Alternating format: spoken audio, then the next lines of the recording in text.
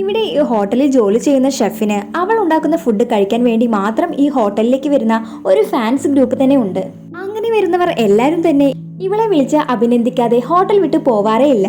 ഇവളും കിച്ചണിൽ എന്ത് ടെൻഷൻ ഉണ്ടായാലും അതൊന്നും മുഖത്ത് കാണിക്കാതെ തന്നെ എല്ലാ കസ്റ്റമറെയും വന്ന് കണ്ട് സംസാരിക്കാറുമുണ്ട്.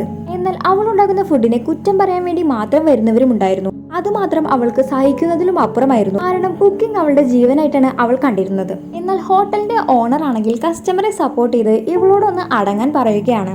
അങ്ങനെ ഇരിക്കെ ഒരു ദിവസം ഉണ്ടാക്കി കൊടുത്തയച്ച ഫുഡ് വെന്തിട്ടില്ല എന്ന് പറഞ്ഞ് കിച്ചണിലേക്ക് തിരിച്ചു വരികയാണ്.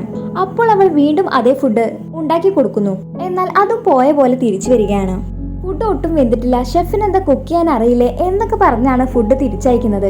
ഇത് കേട്ടതും അവൾക്ക് ഒരുപാട് ദേഷ്യം വരികയാണ്. അങ്ങനെ അവൾ കുറച്ച് പച്ച മാംസവും എടുത്ത് ഫുഡ് ഓർഡർ ചെയ്ത ടേബിളിന്റെ അടുത്തേക്ക് എത്തുകയാണ്. എന്നിട്ട് ആ മാംസം ടേബിളിന് പുറത്ത് വെച്ച് ഇതാണ് പച്ച ഇറച്ചി, ഇതൊന്ന് ടേസ്റ്റ് ചെയ്ത് നോക്ക് എന്ന് പറയുന്നു. ഇത് കണ്ടതും ആ ഹോട്ടലിന്റെ ഓണർ ഓടി വന്ന് കസ്റ്റമറിനെ സമാധാനിപ്പിക്കുകയാണ്.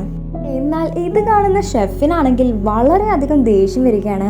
അവളുടെ ദേഷ്യമെല്ലാം അവിടെ തന്നെ അവൾ കാണിച്ച് അവളുടെ ജോലി ഉപേക്ഷിച്ച് ആ ഹോട്ടലിൽ നിന്നും അവൾ ഇറങ്ങുകയാണ്. അടുത്ത ദിവസം നോക്കിയാൽ അവളുടെ ഫുഡ് കഴിക്കാൻ വേണ്ടി മാത്രം ആ ഹോട്ടലിൽ വന്നിരുന്ന അവളുടെ ഫാൻസിന് വേണ്ടി അവൾ ഒരു ഹോട്ടൽ തന്നെ അവളുടെ ലവറിന്റെ കൂടെ ചേർന്നിട്ട് ഓപ്പൺ ചെയ്തിരിക്കുകയാണ്.